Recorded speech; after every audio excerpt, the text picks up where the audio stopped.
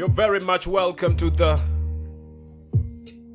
National Sunday Raw, the podcast. And for today, I'll be your host, the red motherfucking GG. And of course, we have to start from the time. As you check your time, the time now is risk o'clock.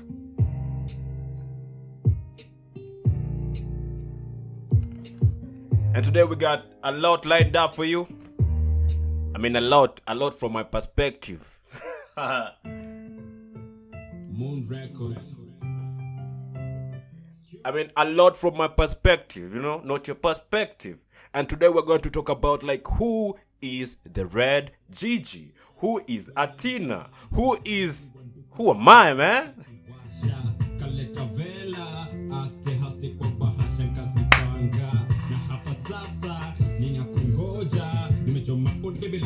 Gawasha mishuma mahaba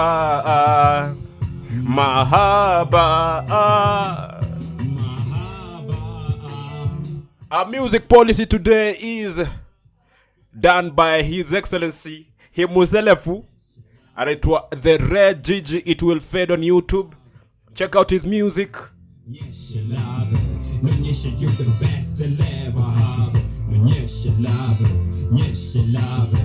Yes, you're the best I'll ever have. Nijioni naona kuna moshi jikoni ni baby.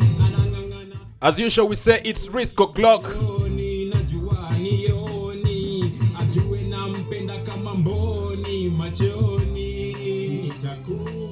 So in line with the topic of today, who is the Red Gigi? Who is Atina? We're going to go through the first 10 years of his life. The first 10 years of his life, from year 0 to year 10.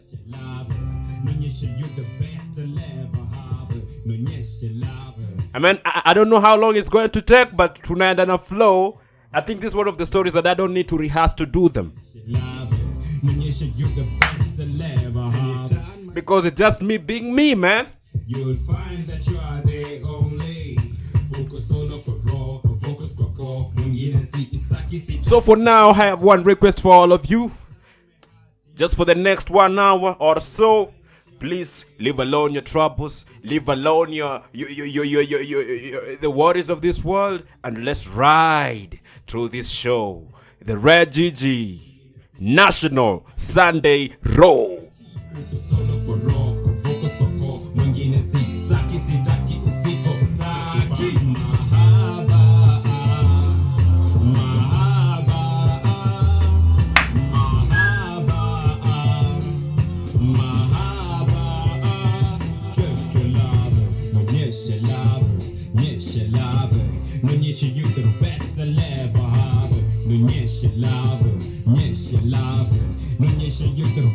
And of course, I have to leave you one request, that keep dropping your handles, dropping your names on the text line 0799 771 444. And I repeat, 0799 771 444. Leave me your WhatsApp text. Leave me your offline text. And after this, the next show, I'll leave shoutouts for you. Since for the record, ndo text, so I can't shout out you today.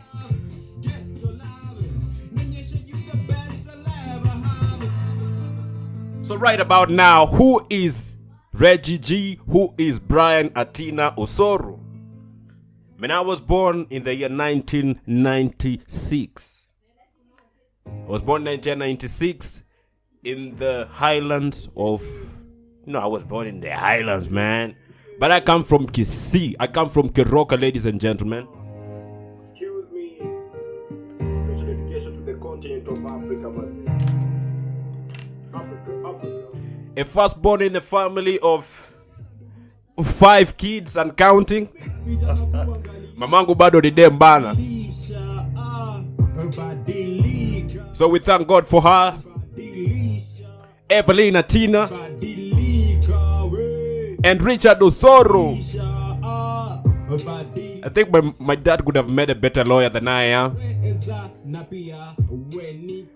But he never chose that path, but he's providing for us all guidance, and shout out to respect to him, Richard.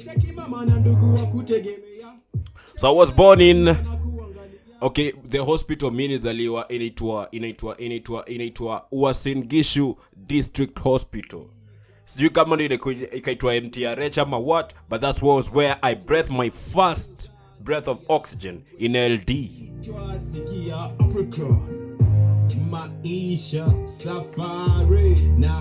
So on May 9th, 1996, I was born, and the world was promised one thing. I said one thing. Trouble.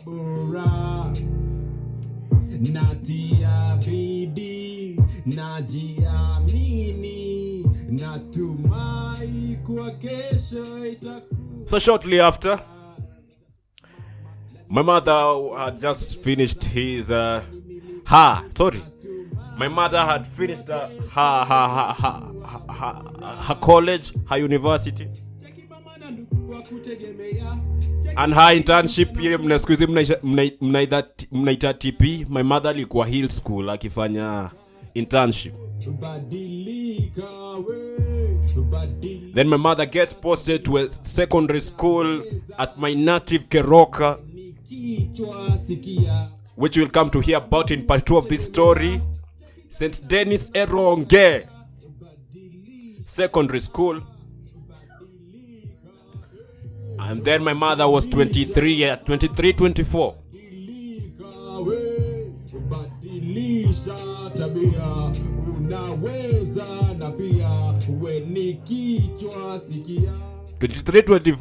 My mother already had a government job. Bro, I'm 27 now. Serikali iko wapi?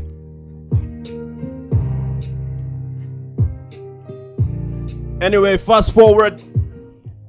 We moved from Eldoret, both myself and my mother, to a place called Mochenwa.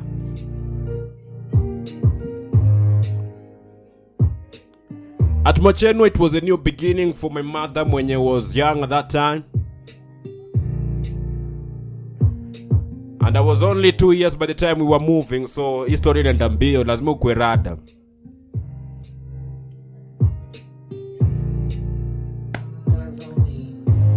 So at St. Denis Eronge, my mother found a house. We used to live in it was a 1-bedroom single room. I don't know if that's appropriate to call it, but imagine living in a 1-bedroom single room in Ocha in Mochenwa. So that's where we moved at that moment in time. My mother was beginning her teaching career. I was just 2 years in, man, and our life began. Moon Records. Excuse me, spilling Keroka. Okay. Nilikucheki kwenye mtaa, nikiwa nduku kaleta laita kiwasha, kaleta vela haste kwa bahasha nkazipanga, na hapa sasa ninakungoja, nimechoma onde bila. So ladies and gentlemen,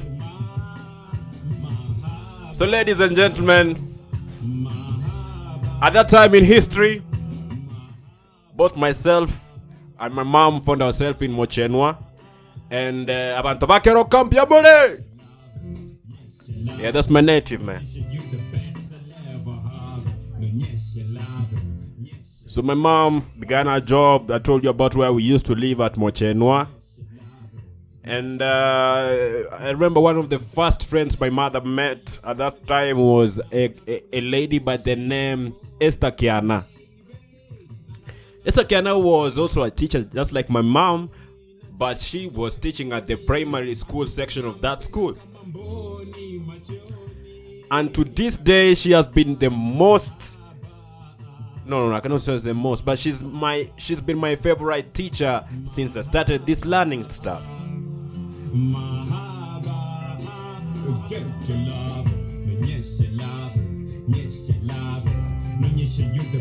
And it used to be one very close-knit kind of arrangement that we used to live, because Esther, together with her two sons, there was Amos and there was Dan, used to live opposite to our house, and we used to live this side, they live this side. And that's the first time in history that, man, I felt the touch of family, of people who were totally strangers, two young women raising their children, and it was like family, man.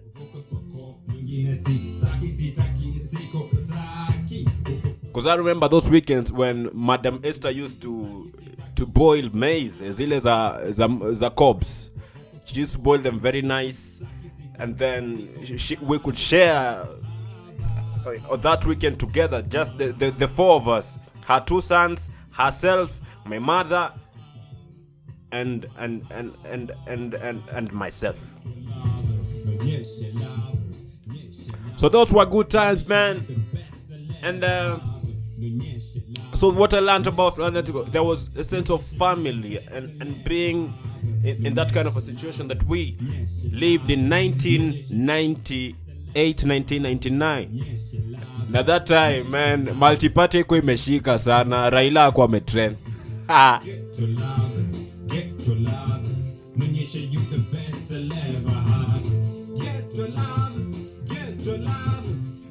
So there was no Facebook, there was no YouTube, there was no Snapchat, there was no WhatsApp.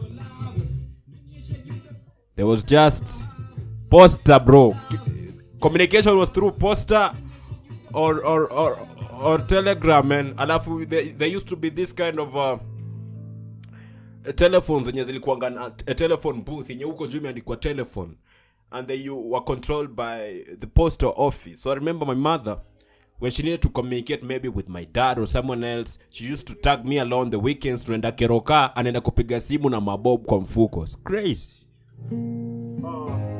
Excuse me.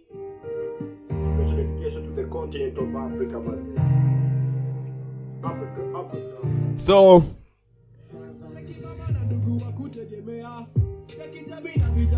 both myself and my mom, we tag along on a weekend, we go to Keroka na tunalipa fare, man. Fare hiyo time ilikuwa kutoka sijui from Wachenwa to Keroka was around 30 bob. Mama nilikuwa kwa mkono tunaenda, and that's how we used to survive. And then my mama goes there on the weekend, unajua weekend everyone is queuing to take the call. So sometimes we could be on a queue for 1 hour for my mom to make a call of a minute or less, and be on a queue for more than an hour. That doesn't make sense, man.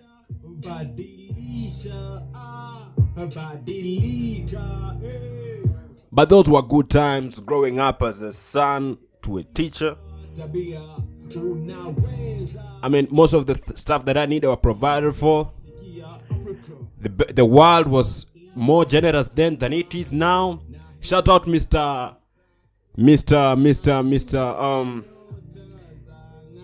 Mayeka. So Mayeka was Mr. Mayeka was the principal to the school where my mom was teaching at that moment in history.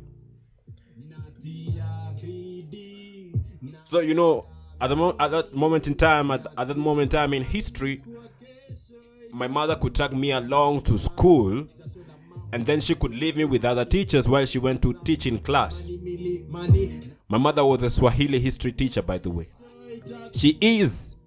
And I'm saying was not because she's no longer here, but because she quit the job, so she works in a different field right now.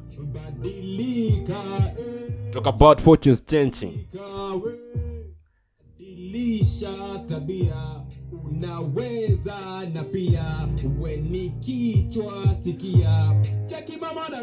We're riding on smooth, ladies and gentlemen, and hope you tag along with me. So sahi tuko St. Denis Eronge. My mother is teaching and I'm a kid of 3 years. It's 1999.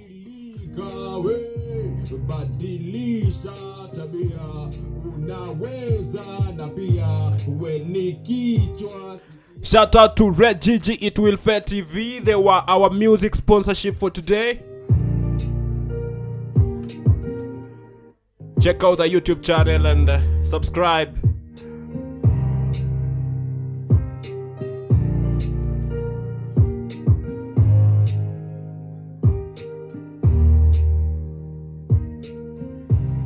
So my mother is and still is a very traditional kind of a woman.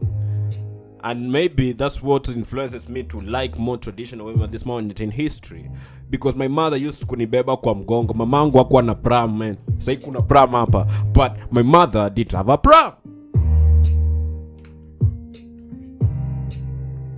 So my mother na shuka ya, achana hii shuka za Masai.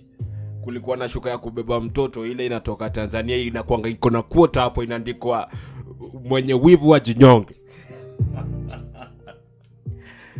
So my mother could put me on back and finally so ya mwenye wivu wa jinyonge, and we go every morning. So I spent most of my early days in a school, you know. She could, when she's on duty, she wakes up at 6:30, makes us tea, put me on her back, and we go to school, man. And then she could leave me with other teachers while she went to class. Excuse me, spilling. And one of those teachers was Madam Sena. Shout out Madam Sena.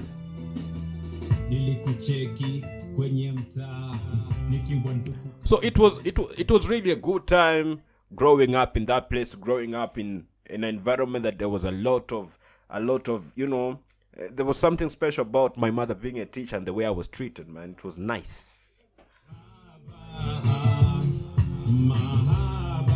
So I'm grateful for my roots. I mean, I grew up in love, man.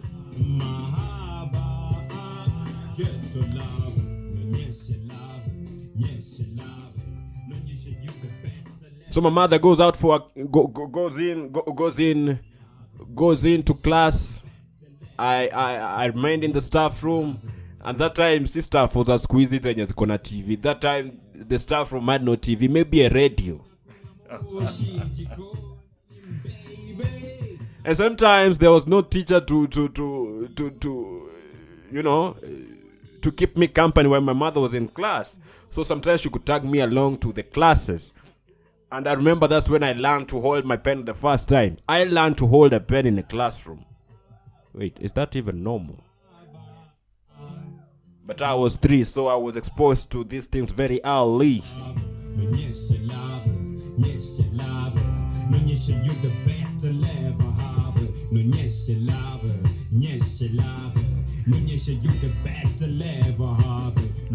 So my mom, we go to my mom at the class. She's teaching there huko mbele. Mimi niambia wewe keti huko nyuma, keti na huyu rafiki yako, shika hii kalamu na karatasi and keep scribbling as you wait for me to finish the class. So that's how it used to happen. And then she's done with class, she tags me along, we leave for home, and that's how it used to flow until I was ready to go to school.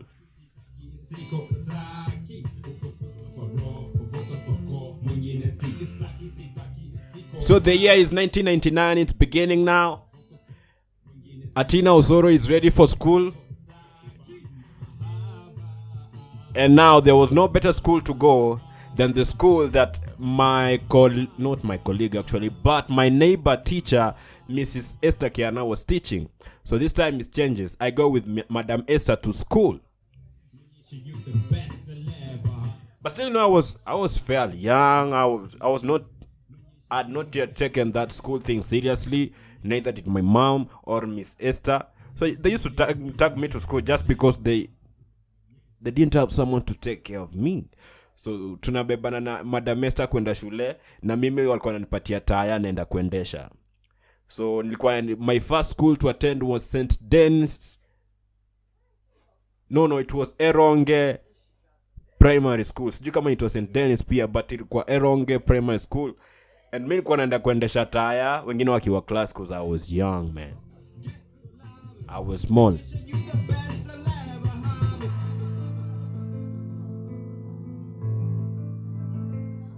So time passes quickly, and then they realized that I didn't like to play too much with the tires. I like to stay in class and study with our children. So that's how my journey to school and beginning school began early than it was meant to be. So I began school early than I was originally meant to be. So what's the suggestion? This man must begin school.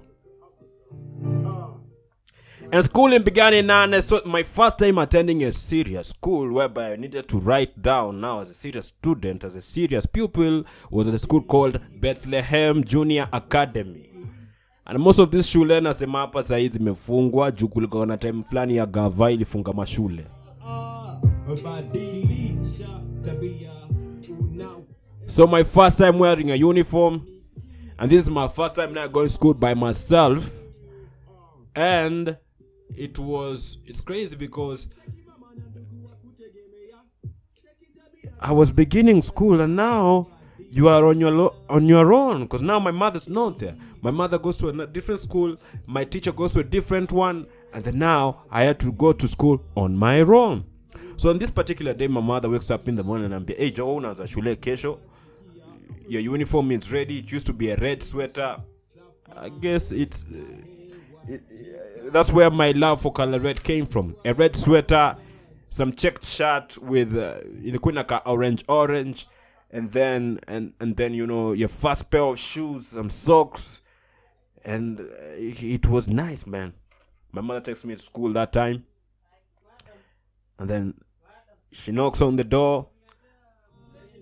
I was registered, and now I'm gonna be with Sasa Brian in gear baby class.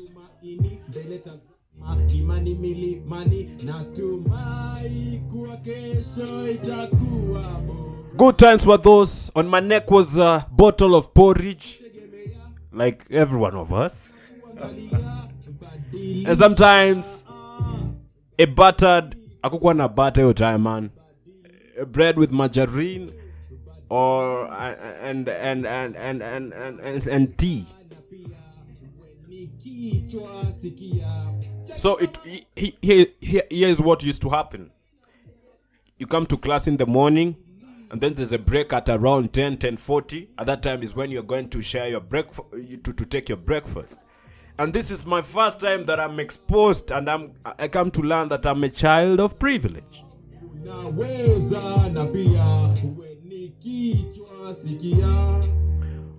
Because unlike many of my colleagues at that time in history, I used to have bread and tea. Some of my colleagues used to have just porridge, man, with no sugar. Ilikuwa inaitwa rika hilo. It's crazy, man.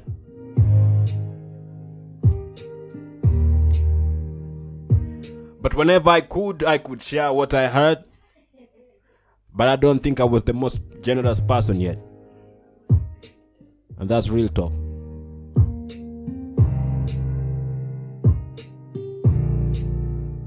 So at 10:40 we just sit there with other wanafunzi wengine wa class, wa your baby class. We take our tea. We used to play a lot. I remember what we used to fight over that time was the tires. Ilikuwa tunaendesha. You know, our school used to have a certain slope. So after you've taken your breakfast, you take the tires, you go uphill, you ride them down. And then kulikuwa na tire flani ilikuwa na manini. How do you call them? Mawire. Not mawire, but some prickly kind of strings that could prick you when you ride the tire down the hill. But somehow, I used to avoid that and get the best tire. Was I a bully? Maybe I was. Moon Records. Excuse me. So we used to play, take the tires, ride them down uphill, waiting for break time, waiting for lunch time, and then come to class. Mnaimba 1, 2, 3, 4, 5, 6, A, B, C, D, 4, A. So my early days of schools of learning were good. Those were good times, and I used to excel. I used to be number one a lot of the time. So I even used to brag a lot. And people at home were feeling uncomfortable because some of my cousins at that moment in time, because now my cousins come into the picture, my aunties. Yeah, there was an auntie of mine called Auntie Nora. There was an auntie of mine called Auntie Dina. There was another cousin of mine, Priscilla. So that's how I grew up. I grew in a family of 1, 2, 3, 4, 5. Na nilikuwa nacheza kati sana. Kati, unajua kati was the ladies know this, whereby mnafunga uzi kwa man, it's crazy. I don't know how to explain it because it feels uncomfortable, but I'll explain it anyway. So kati is whereby kuna kati ya uzi na kuna ingine inaitwa onyuro, but hizo ni majina za Kikisi, sijui vile mnaniita kwenu. But so uzi ilikuwa ni uzi imefungwa at one side, so it's, I don't know how to express it, but if you check out the video, inaka this shape, and then now you're skipping it beginning from the legs up, and not one person on the other side, another person on this side, then you jump. So it was in, a puncher, in, out. In was when you're like two legs inside the loop, and then a puncher is when 2 legs are outside. In, a puncher, in, out, as you go up towards the head, and then the one who wins is the one who can jump highest. So I grew up playing a lot of girls games and grew good at it, and I was very athletic. So there was that, and then there was this one, walikuwa nafunga socks, they turn it into a ball, and then sasa kazi yako ni kuhepa. I don't know how you call that. If you know that, tell us in the what? Tell us in the comment section. How did you call that girl, and did you play it at your moment in history? So these are the games I used to play. Kucheza taya, kwenda home kucheza hiyo ya uzi, ama kucheza hiyo ya kurushiana ball na kuhepa. Most of the time it was me and girls.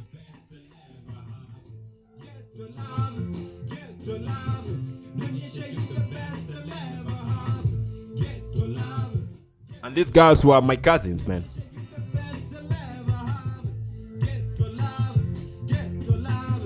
Nonyeshe you the best I'll ever have.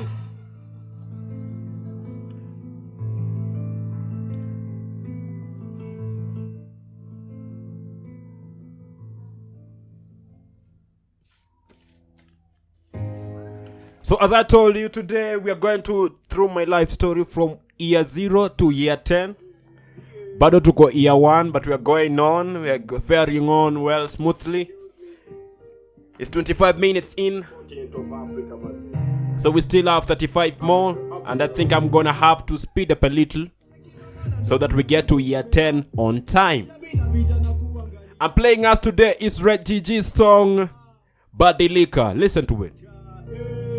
Badilisha, badilika we, badilisha, badilisha tabia, unaweza na pia we ni kichwa sikia wewe.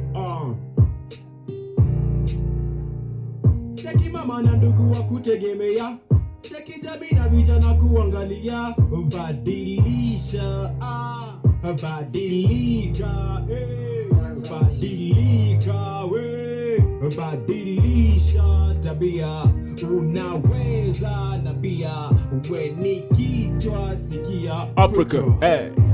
Maisha safari na hewa ni sare, naona jua nyota zang'aa, natamani na natumai kuwa kesho itakuwa bora, natia bidii, najiamini, natumai kuwa kesho. So ladies and gentlemen, that's year 1, year 2, year 3, year 4, around year 4 now to go year 4. Year 4, I'm 4 years old. I'm playing with my cousins. We're playing a lot of kati. We're sharing. We're living in a family in a place called Mochenoa. So one of the famous instances from my life that I remember at this moment in time is I used to be a very man, I don't know how to say it, but in the rawest form possible, nilikuwa msee wa I like to be the adult. I like to feel like the adult and make others feel small. No, I don't mean that way, but I used to like to behave like an adult, maybe like every child should. So there's one time that nimeambiwa nitoke shule like in the evening. My mother used to come to pick me. But on this day, my mother's not coming, so I had to go home by myself. And, you know, growing up with my mom akinisindikiza kwenda shule, I used to see a lot of the time when she's walking by the road, she always walked mali gari zinapita and then ana hepa and then inapita. So this time I'm alone, I tried it by myself. So now, a certain guy, hizo gari zilikuanga matatu fulani zinakaa pick up, zimekuwa juu, some kind of a body, alafu na benches, people face each other while they travel. The guy stopped. Manali nitandika proper. So that instance number 1, nilichapwa na huyo mtu vibaya sana. Kwenda home kambia mamangu na chapa na mamangu pia ananichapa. What the hell? It's crazy. So I still didn't learn my lesson. So the second time again, I'm walking alone. But now this time, ni mtu wa baiskeli. I think he had faulty brakes. Alinigonga. So that's how I broke my left leg. And this time in history, I remember my Uncle Moses used to live with us. Uncle Moses ni Uncle Torore. I think he's going to be one of the members of parliament in Kitutu Masava very soon, man. So now, mimi na kiburi yangu nikitembea like my mother used to walk. Huyo mtu wa bike akanigonga. My leg is broken. Then I think alinionea huruma. I was feel sympathy and ajaribu kunisaidia hivi. And then, you know, that time in history, I think there was this the HIV pandemic ndo ilikuwa inashikashika. So there was a rumor going around that kuna watu wanapita wakidunga watoto sindano za hiyo nini ndo wakwewa sick. So what happens? He had some bug in the kwa mgongo. Then he realizes that people are coming after him wakidhani amenidunga sindano. Bro, he had to run for his life.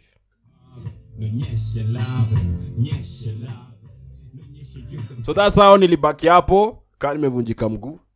Na mimi unajua I like a lot of drama. I'm there singing gari ni mbaya, gari ni nzuri, baiskeli ni mbaya, gari ni nzuri, baiskeli ni mbaya. All this time my leg is broken, man. I can't walk, I'm crawling.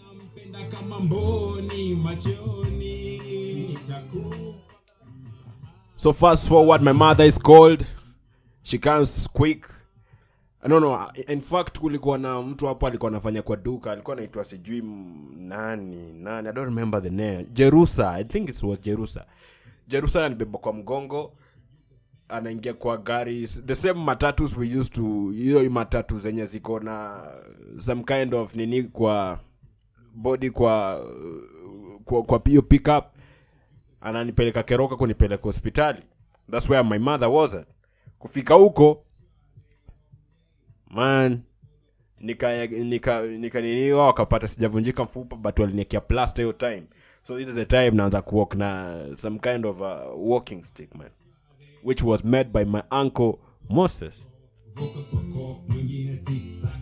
All because of my urge to seem like an adult. Two accidents in.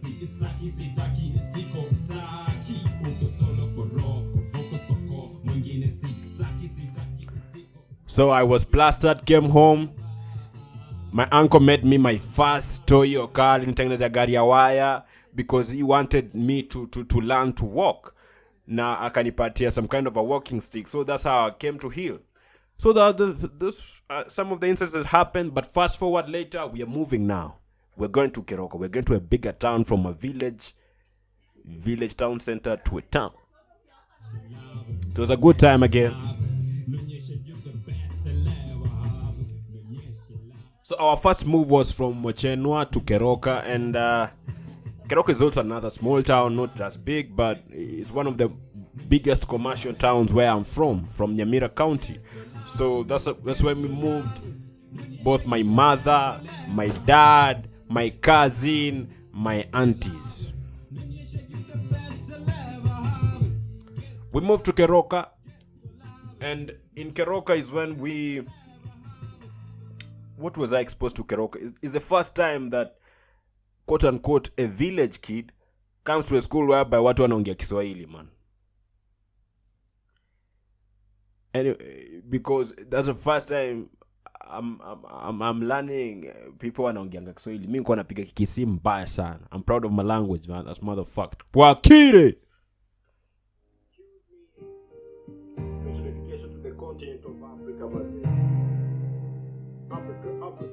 So in Keroka, I enroll in one school called Omwalimu Junior Academy. Omwalimu ilikuanga place inaitwa Bocharia. Kwa watu kutoka Keroka kuna place inaitwa Bocharia. But there used to be a smaller school yenye ilikuwa kwa hapo kwa SSI Atina, alisikuizi kuna Deliverance Church. That was my second school. Okay, third school, because first school I had attended was Eronge Primary, then Bethlehem Junior Academy. Now I was in Omwalimu Junior Academy. Hiyo shule ilikuwa ya mtu anaitwa Mr. Omboga. This is where I met the likes of Kina Polycarp Ongaki. He's been a host in some radio show. You might be knowing him. This is where I met the kind of Kina Chris. No. Crispin. I don't met yet Crispin. This is where I meet Kina Polycarp, Kebari. This is where I meet a couple of people that now are doing well, man. But now I want to speak specifically about Polycarp Nyarindo. He used to be the bully.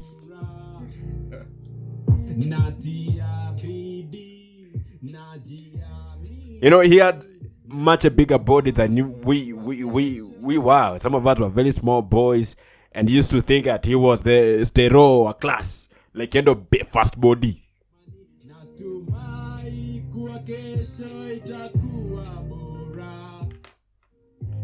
So I used to sit with Polycarp, and then there was Polycarp, Kevari, and then there was now our main character of the story, Caroline Ngendo. Yeah. Bro, najulitaka sometime ulianza kupenda madem lini? And sometimes I think those were very serious crushes that we used to have at that moment in time. And that's why at this moment in time in history, I take crushes very seriously. Because I had a crush on Ngendo. But Ngendo belonged to the big buddy bully of the class, Polycarp. It's crazy.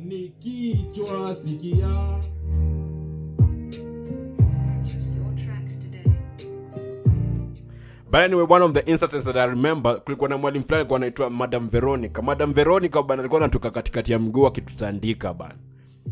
And then she used to, man, alikuwa na harufu fulani mbaya tu akituchapa.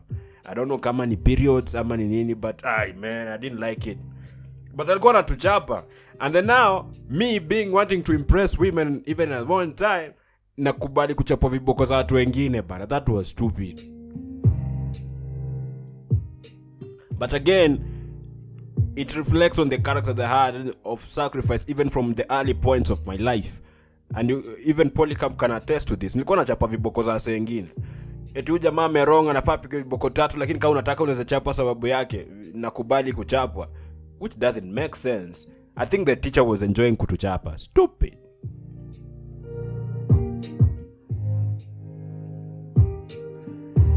So that's what's up.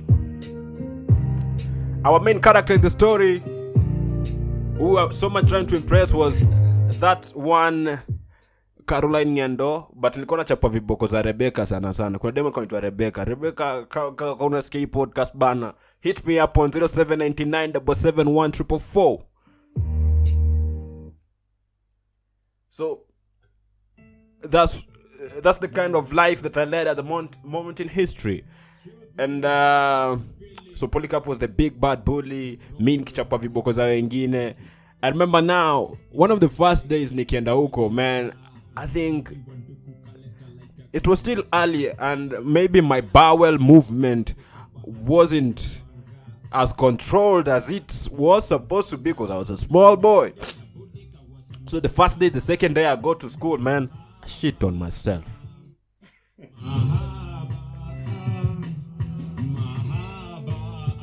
And I was in class. So the teacher tells me, just go home. I remember that teacher, sijui alikuwa anaitwa nani, but she used to smell very nice. Now this is our second teacher after Madam Veronica tumegraduate kutoka class yake. We are now in class 2. There's this teacher, she used to be always dab. Man, kwani crush ilianza wapi crush ya walimu? But it was very serious crushes. So the teacher kaniambia niaje, mimi naambia maze mimi nasikia nimejishondekea. I want to go home. Kaniambia go, alafu rudi. And that's how I walked home with shit in my pants, went home. And then I meet one of my aunties, akaniosha, akanivalisha nini ingine, akatupa hiyo trouser ingine, and then I go back to school.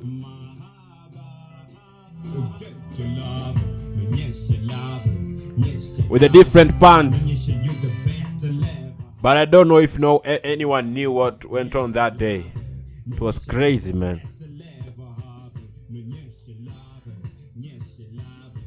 So fast forward, class 2 passes. What were the major instances? I had a nickname around it. It was Mchawi, because I used to have some kind of JD powers. Anytime something is lost, I used to find it in some mysterious ways. So they called me Mchawi. That was my first nickname.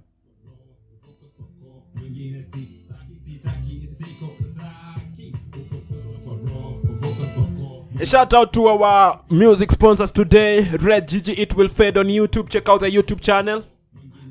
As we go on with the story, bado tuko year 4. We still have 20 minutes to go, and we hope to ride fast as we go towards 14:30 hours and finish our show on time.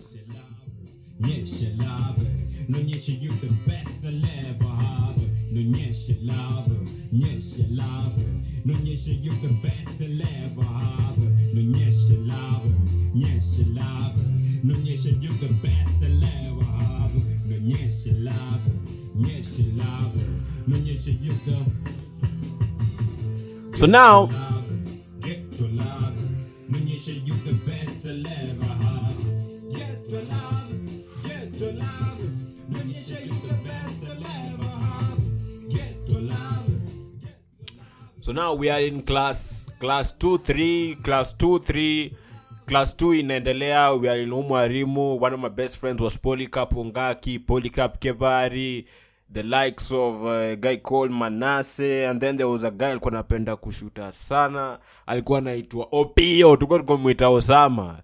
The mother used to sell fish at Keroka, na alikuwa na nini zingine ajab, man. The man could nini alafu inanuka class yote. And then it was that time that mlikuwa mnanusana kwa matako. It was stupid.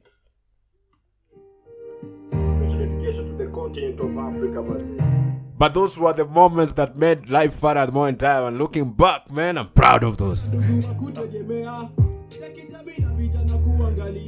So there was Opio, this Osama guy with the smelliest farts.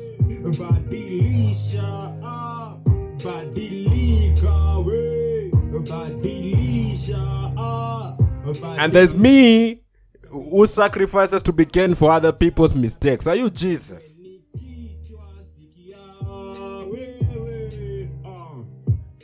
And then there's Polycarp Ongaki, the ladies man, or ladies boy, whatever that was. There's the queen of the class, Miss Caroline Ngendo Uko Wapi. Number yangu ni 0799 77444. Holla at me, baby.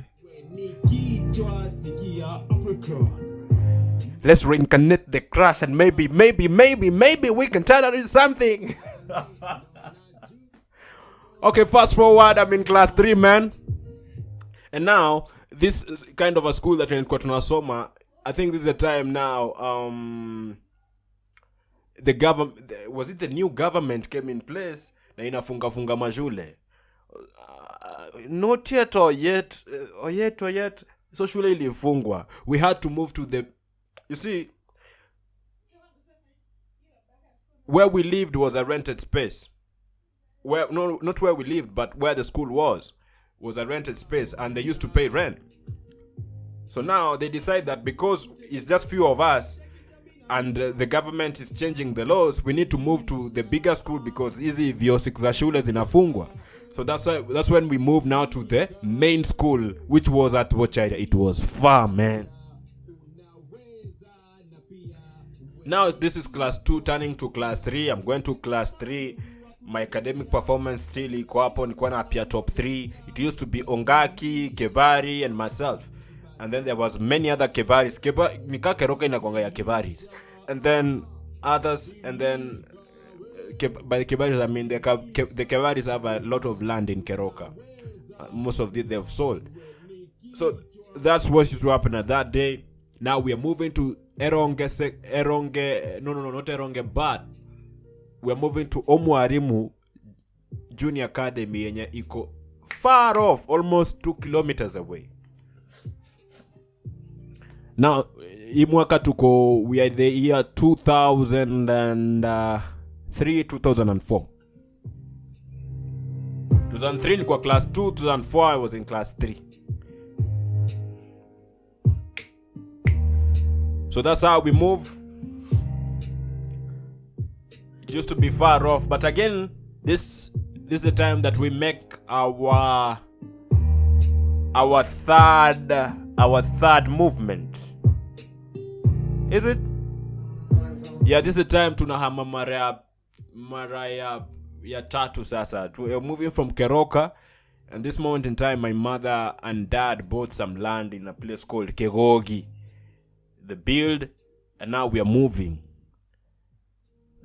But one particular thing I can say that, I don't know, man, I don't know if I'm allowed to say this, but I think what I observed is, and okay, maybe looking at the situation in a retrospect, we kept moving, but this moment is important because this time on a life really changed suddenly. A lot of things changed because my mom acquires a loan to buy land. She buys land, we go build a house, because my dad at the moment in time, sijui kama dad alikuwa anafanya kazi. And then things change in our lives, man. So because sasa sometimes mnakosa mkate asubuhi. Was it because of the loan? I don't know.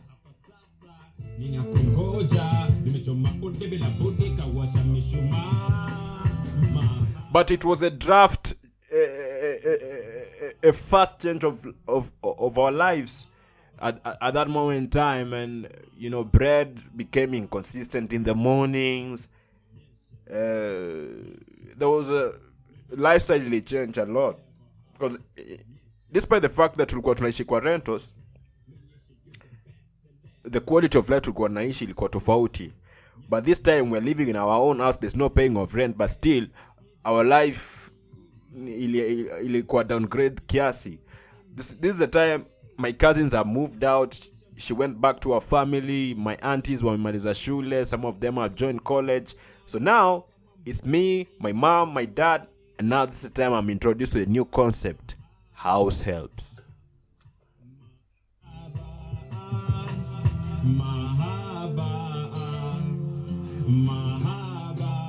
So talking about that, our house, which is still our house in Keroka, was a semi-permanent structure that was L-shaped. The shorter side of the L was our kitchen.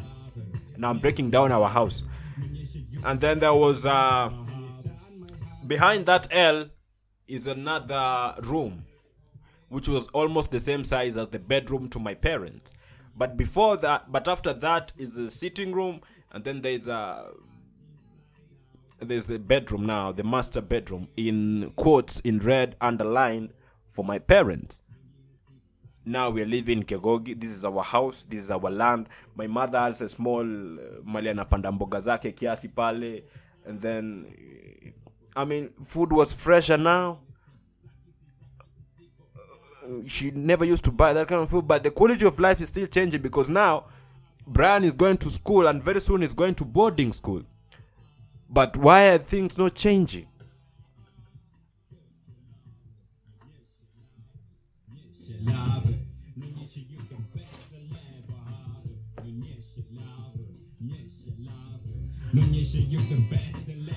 My dad was the discipline master, man.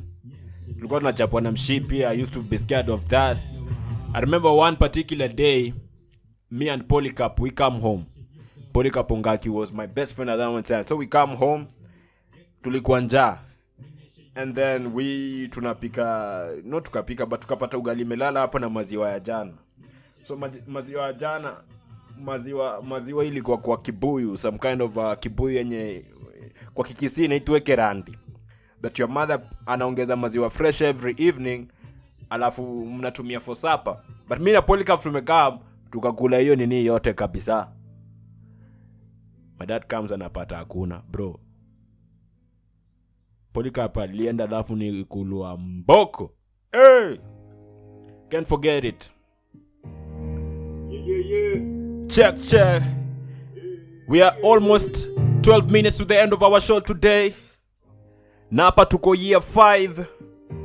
And I hope you like it, man.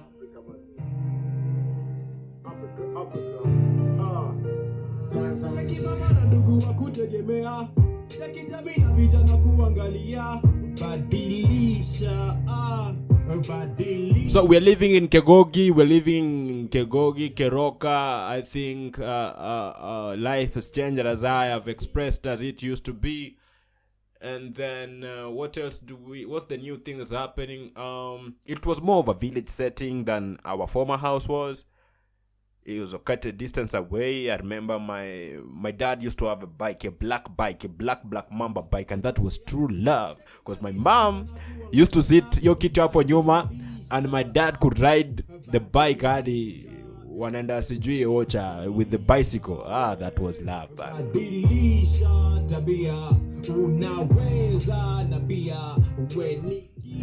And sometimes now when my dad needs to, shortly before tuhame, when we need to go pick something, alikuwa ananiweka kwa hiyo nini, tunaenda tunachukua hizo mzigo tunakam. Kutoka huko tunachukua mboga kutoka hiyo shamba yetu tunakam. Shortly after the build, we move. And what I remember was that one of the first nights we spent on that house, it was very cold, my brother. It was a very cold season. Alafu unajua mad houses zikipagwa na matope kabla ikauke, it's very cold. So I think walikuwa na try to avoid kulipa rent at that moment in history.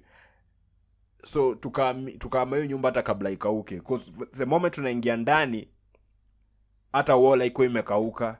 In fact hata kuna watu walikuwa na seal the walls, wana seal hizo mashimo to as we make it into that house. The doors were installed, and we began our life in Kegogi.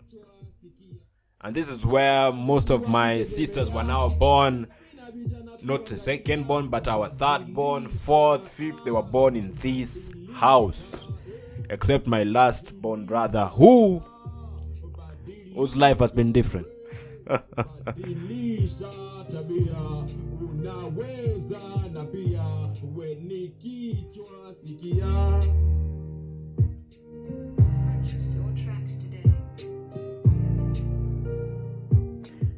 So this time in history, there was a fad of children going to boarding schools around Kegogi village, and this is now the second. It's almost the fourth time that I'm making a change of schools. And now I'm moving to a school called St. Kizito. St. Kizito is special to me because this is the school where I met one of my most, I don't know if I call it I fell in love, but man, that crush was the crush of my lifetime. And this is where I met I met the girl that I really like most in my life. Her name was I-Persp. So at St. Kizito, I was the class monitor. It was in class 4, and the class monitor used to be the one who's performing best in that class. So I'm the class monitor, Annette was my assistant, and she was also my crush. It's crazy, isn't it?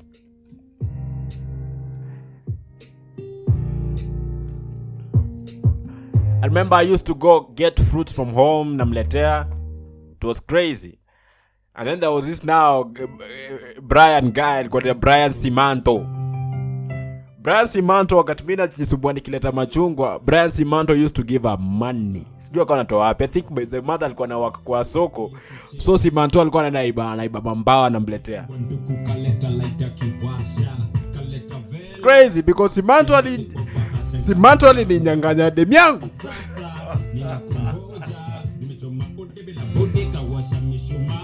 But that said, regardless,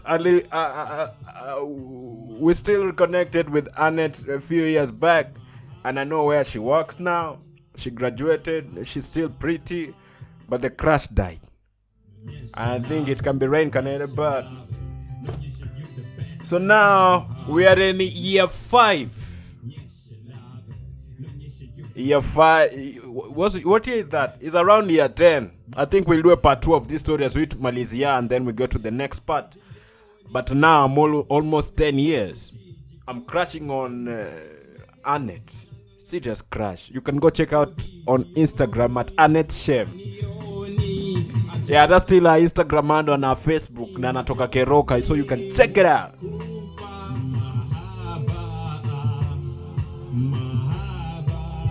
But this is time that I get to expose to drama, because I remember there was one time a prize giving ceremony where the parents came, and this is the first time I was told to do a scarecrow character in a poem. Like they made a poem out of the scourge of HIV/AIDS. So I was told to act like I'm the HIV virus, and I used to make faces and people laughed a lot. So that's how my work in drama started, in the humblest way possible. Yeah.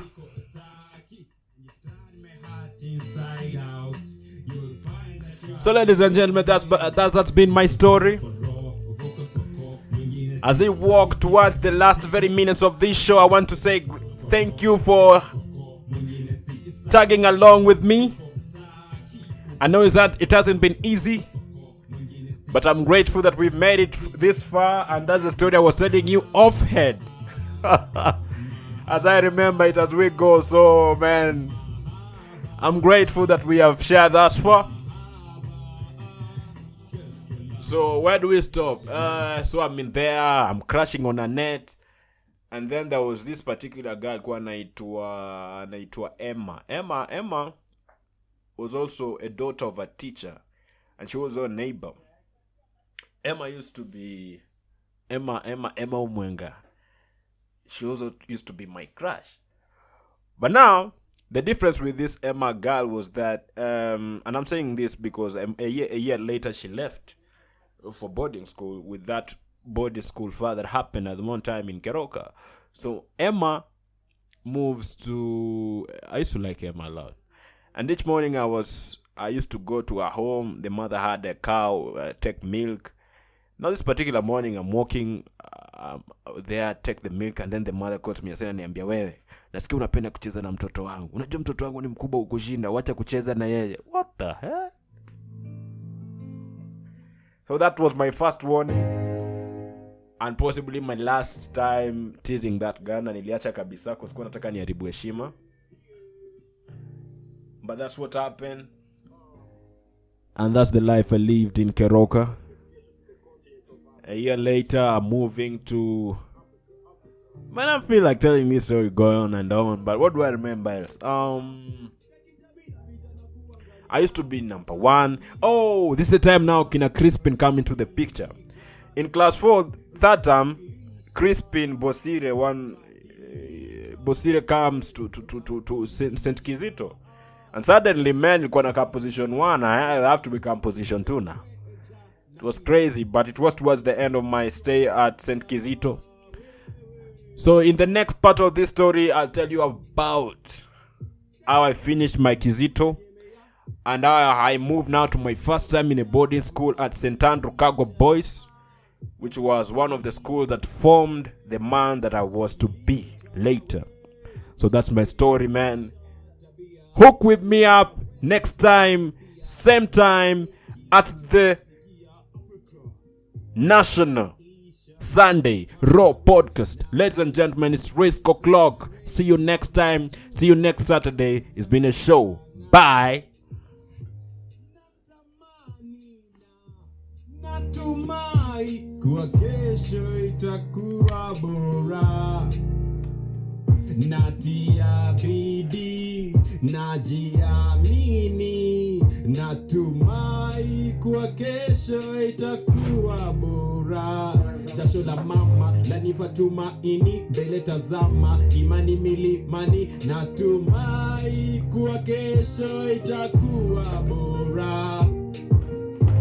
Cheki mama na ndugu wa kutegemea, cheki jamii na vijana kuangalia, badilisha, badilika, badilika, badilisha tabia, unaweza na pia we ni kichwa sikia.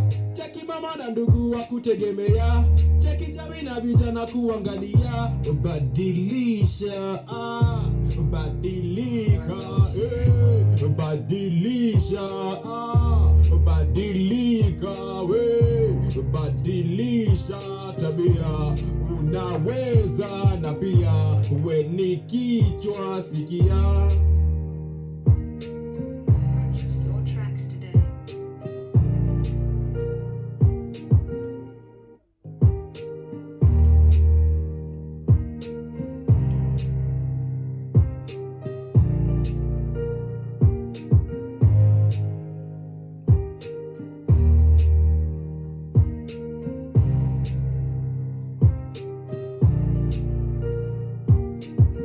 Bye bye. See you around, man. Show imeisha ishia, man. See you next Saturday, same time, same place, same show. National Sunday Row. It's Risk O'Clock with the Red Gigi.